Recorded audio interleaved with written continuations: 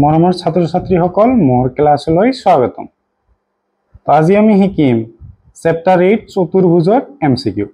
চাবা কোশ্চেন 1ত দিছে এটা চতুৰ্ভুজৰ তিনিটা তোমালোকৰ কোণ দিয়া আছে, এটা দিয়া আছে 80 ডিগ্ৰী, এটা দিয়া আছে 90 ডিগ্ৰী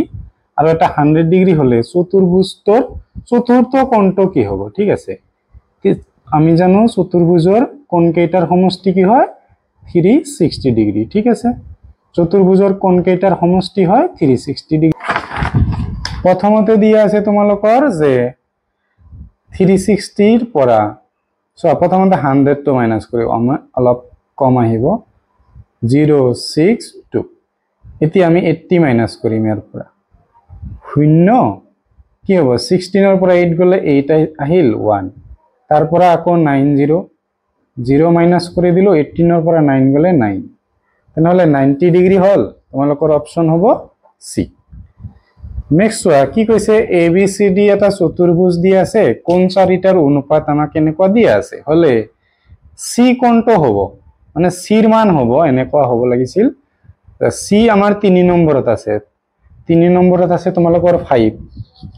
চোৱা তেনেহলে সি কোণটো কি হ'ব? Angle C equal to 5। তলত কি হ'ব তোমালোকৰ? আমি জানো যে চতুৰ্ভুজৰ তিনিটা কোণৰ সমষ্টি 360 ডিগ্ৰী। তলত হ'ব তোমালোকৰ এইকেইটা প্লাস কৰিব লাগিব। কিমান হ'ব? 4 আৰু 6 প্লাস কৰিলে তোমালোকৰ 10 হৈ আছে, 3 আৰু 5 প্লাস কৰিলে 8, তাৰমানে তলত কিমান হ'ব? 18।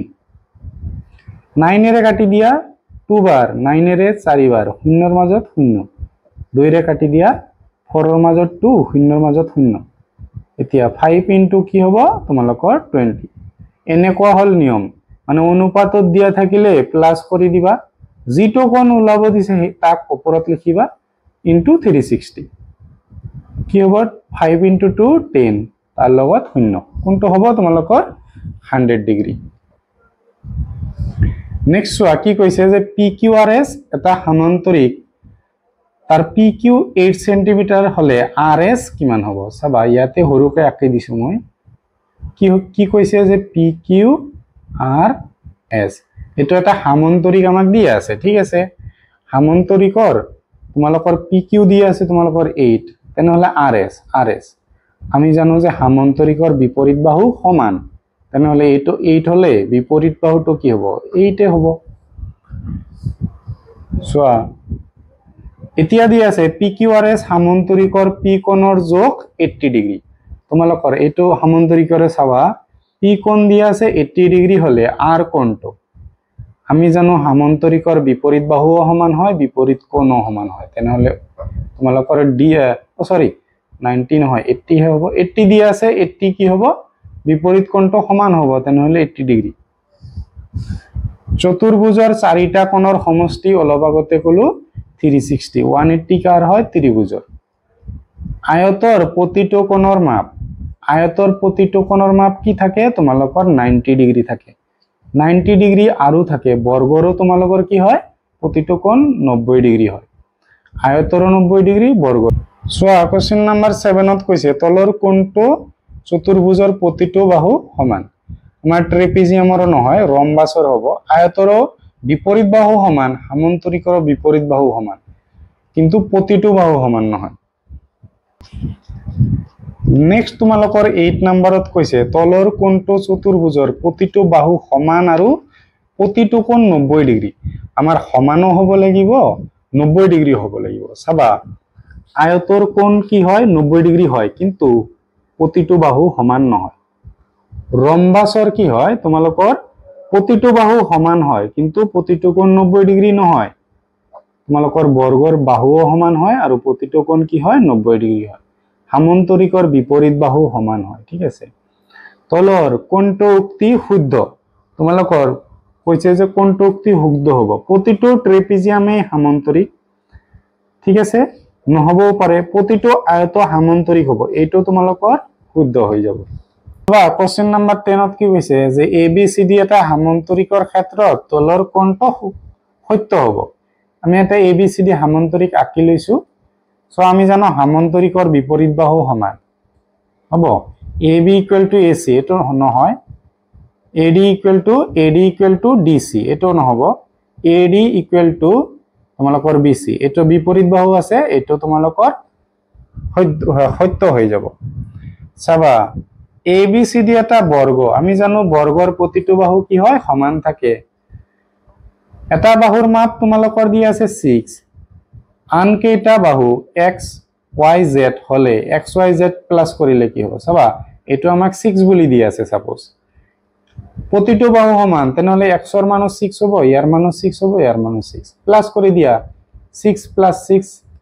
12 তাৰ লগত 6 প্লাস কৰিলে 18 হৈ যাব তোমালোকৰ হৈ যাব D নেক্সট কোশ্চেন দি আছে যে ABCD বৰ্গৰ চাৰিটা বাহুৰ যোগফল 36 সেন্টিমিটাৰ হলে বৰ্গৰ বাহুৰ দিক আমি জানো যে বৰ্গৰ প্ৰতিটো বাহুৰ মাপ কি হয় সমান হয় তেনেহলে 36 ক বৰ্গৰ বাহু চাৰিটা 4 ৰে হৰণ কৰিব লাগিব 4 9 জাৰ কি হয় 36 তাৰ মানে তোমালোকৰ অপচন হৈ যাব বি নেক্সট চাবা কি কৈছে এটা সামান্তৰিকৰ AC আৰু BD কৰ্ণই চাবা এটা সামান্তৰিক আঁকি লৈছো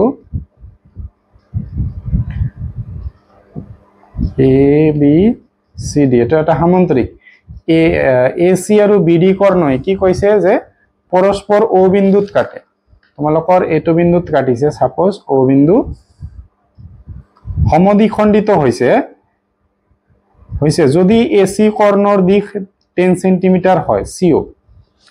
চাবা তোমাক কোশ্চেনত কি কৈছে যে সমদ্বিখণ্ডিত হৈছে তাৰ মানে সমানভাৱে কি হৈছে ভাগ হৈছে আৰু AC ৰ মান যদি 10 হয় তেনেহলে OC কি হ'ব তোমালোকৰ আধা হ'ব ইখিনি যদি গোটেইখিনি 10 হয় ইখিনি কি হ'ব 5 হৈ যাব আধা হ'ব তোমালোকৰ অপচন হ'ব C তোমালোকে ভিডিও ৰখাই কোশ্চেন অপচন গোটেইকেইটা লিখি ৰাখিবা নেক্সট কোশ্চেন চাবা ABC ত্ৰিভুজৰ E আৰু F ক্ৰমে চোৱা এটা ABC ত্ৰিভুজ আঁকি লৈছো মই সাপোজ এটো এটা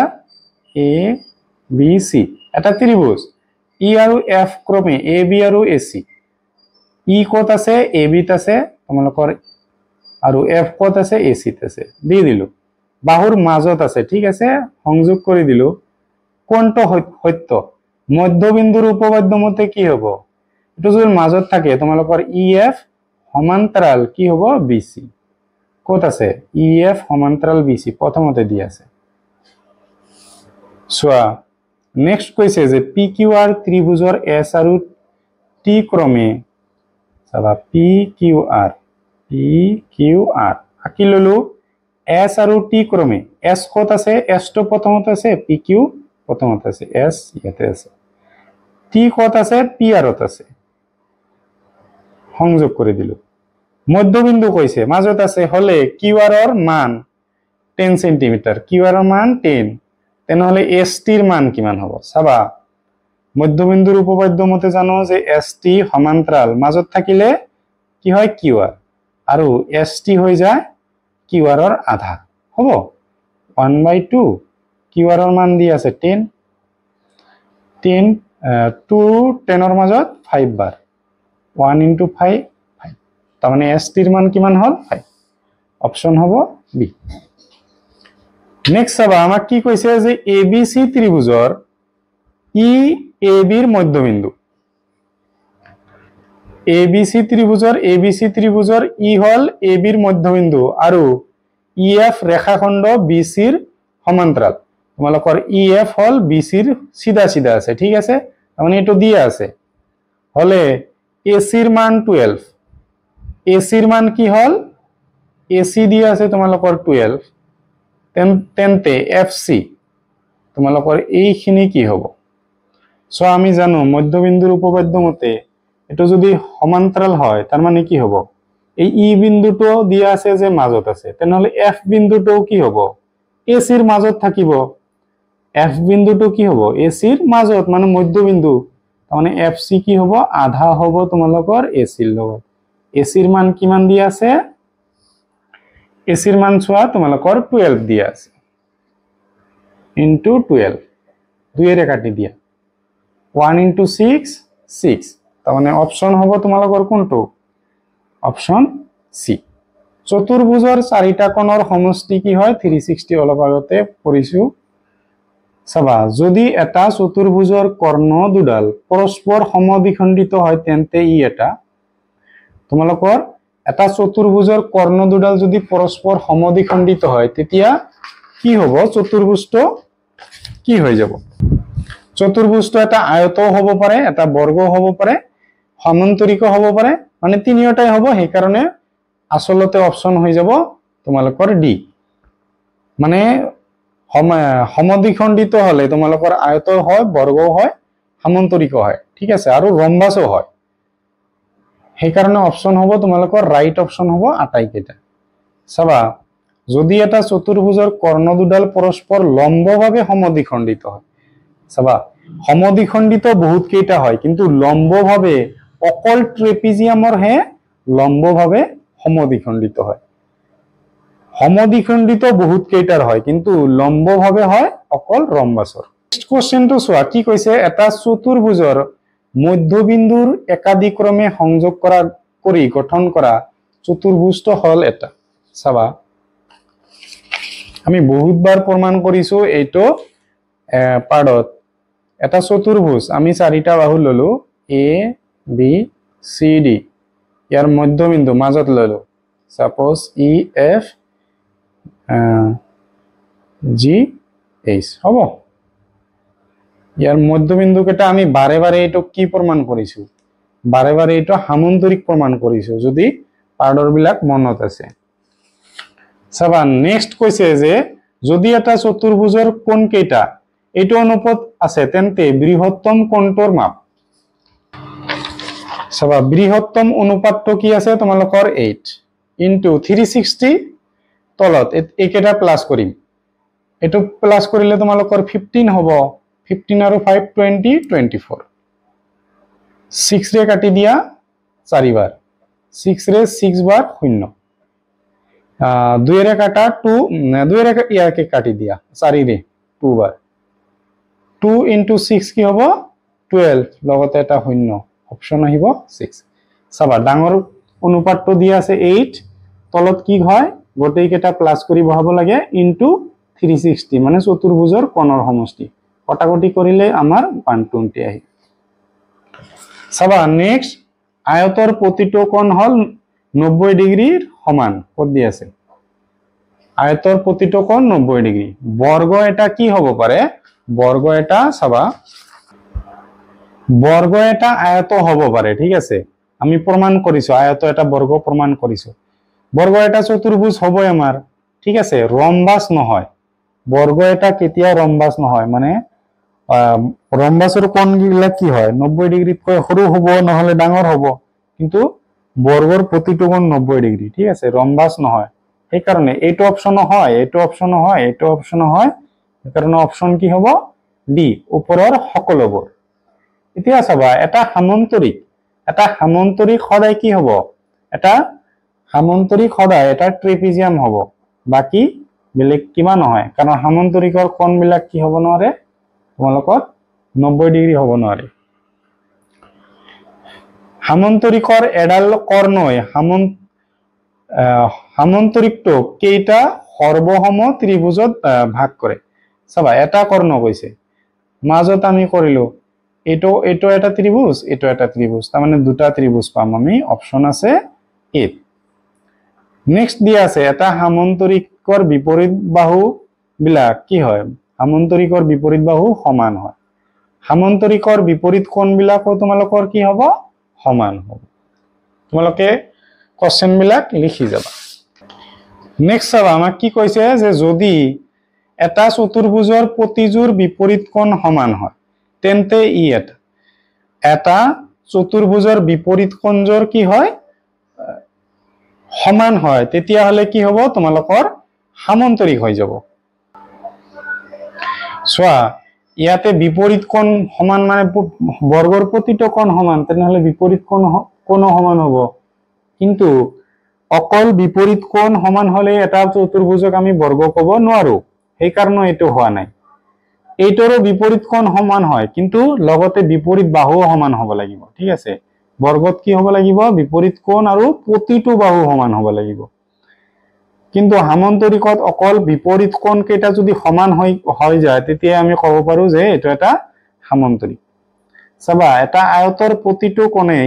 কি হয় এটা 90 ডিগ্ৰী হয় 90 ডিগ্ৰী কোণক কি কয় সমকোণ কয় সূক্ষ্মকোণ কি হয় 0তকৈ ডাঙৰ আৰু 90তকৈ সৰু স্থূলকোণিক কি ক'ব 90তকৈ ডাঙৰ হ'ব লাগিব 180তকৈ সৰু সৰল কোণ এক্সাক্ট 180 নেক্সট কোশ্চেন দিয়া আছে 30 নাম্বাৰ ত্ৰিভুজৰ এটা বাহুৰ মধ্যবিন্দুৰে যোৱা আৰু আন এটা বাহুৰ সমান্তৰালত থকা ৰেখাই কি হয় তৃতীয় বাহুক কি কৰে তাৰ মানে চাবা ইয়াতে মাজত আছে আৰু বাহুডাল সমান্তৰাল আছে তেনেহলে তৃতীয় বাহুক কি কৰিব সমদ্বিখণ্ডিত কৰিব মানে মাজত থাকিব তোমালোকৰ এটো মধ্যবাহু কি মধ্যবিন্দুৰ উপপাদ্য মধ্য বাহুৰ নহয় মধ্যবিন্দু চাবা কোশ্চেন 31ত কৈছে যে এটা সামন্তৰিকৰ ক্ষেত্ৰত তলৰ কোণটো অশুদ্ধ আমি জানো সামন্তৰিকৰ বিপৰীত বাহু সমান কোণো সমান হয় কৰ্ণ দুডালো পৰস্পৰ সমদ্বিখণ্ডিত কৰে বিপৰীত বাহু অসমান এটো নহয় তোমালোকৰ অপচন অশুদ্ধ যেহেতু কৈছে এটো অপচন ৰাইট হৈ যাব ঠিক আছে তোমালোকে ভিডিওটো ৰখাই লিখি লবা আৰু ভিডিওটো চাই যদি ভাল পাইছা তেনেহলে নিজৰ সমনীয়াৰ সৈতে শেয়াৰ কৰি দিবা চেনেলটো যদি নতুন আহিছে তেনেহলে চেনেলটো সাবস্ক্ৰাইব কৰি যাবা তোমালোকৰ পুৰণি পাডৰ এমসিকিউ বিলাক যদি চোৱা নাই তেনেহলে প্লেলিষ্ট বনোৱা আছে তাতে যাই চাই লবা